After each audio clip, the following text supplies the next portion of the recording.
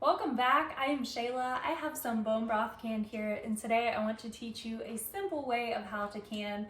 I was a complete beginner last year, and I learned the hard way by starting with corn. After you get whatever you are canning in your jar, you want to wipe your rim with a wet paper towel. Make sure you have head space in here. If you are canning corn, you want to make sure you have a little bit more than that, but we have bone broth, so you don't need much head space. Let me show that to you. And then we're gonna dry it with a dry paper towel. I'm gonna go ahead and put your lid and your ring on. You should be able to fit about 8 quarts in here. And then anytime you are using a pressure canner, please read the directions on your pressure canner. You wanna make sure that you fill up the water on the inside the correct way that your directions say. I'm going to do mine to my second line inside here. I will show you guys that. But I had to mark mine with a black marker because I could not see the lines. They were so hard to see. I'm going to go ahead and fill this up with water. We are going to fill it up to this middle black line here, but make sure you check the directions on your pressure cooker, please. Don't forget to put a dash of vinegar in your pot, because otherwise your cans will turn out all cloudy like this because I forgot to do it last time.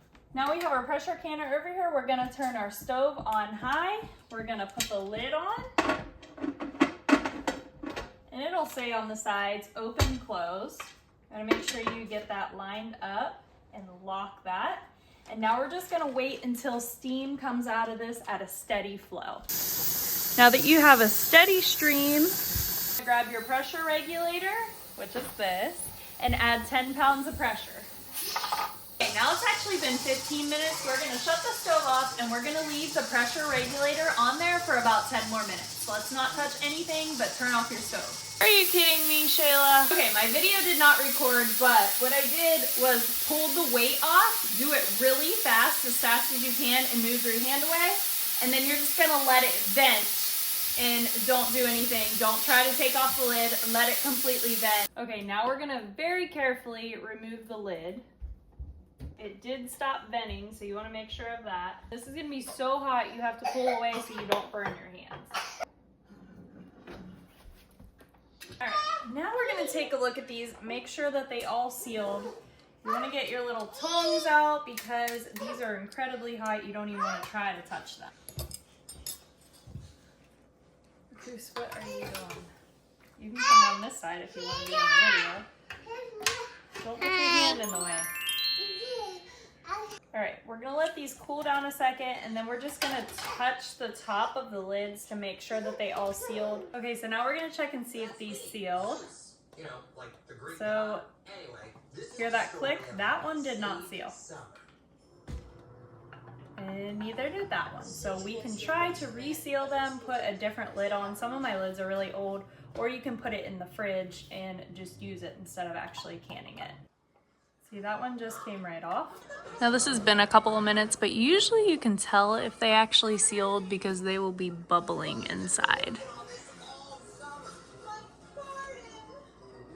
Keep in mind when you're canning, it is always better to over pressurize than to under pressurize. So if you're gonna go 10 minutes, just keep it the extra 15 just to make sure that it seals and everything is safe. Make sure you go like and subscribe because I want to continue to share with you this holistic lifestyle of the non-toxic living, many other things to share with you, herbs, holistic medicine, and how I have completely changed my lifestyle with no chemicals around my house. Besides my hair care, I haven't got to that yet because I am a hairstylist. But be blessed in Jesus' name, and I look forward to seeing you soon.